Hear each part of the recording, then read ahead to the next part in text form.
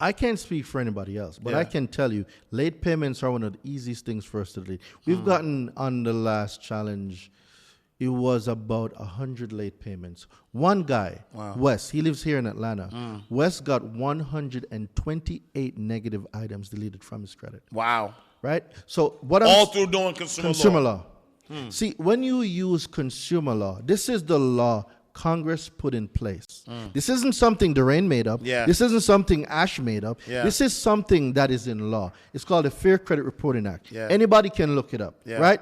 And when you go there, the law is very clear.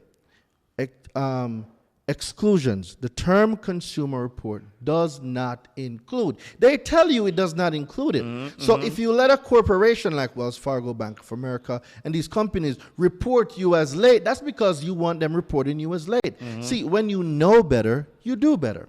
So learning consumer laws, you are able to use the laws, leverage the laws to get these accounts deleted. It doesn't matter what type of account you think you have.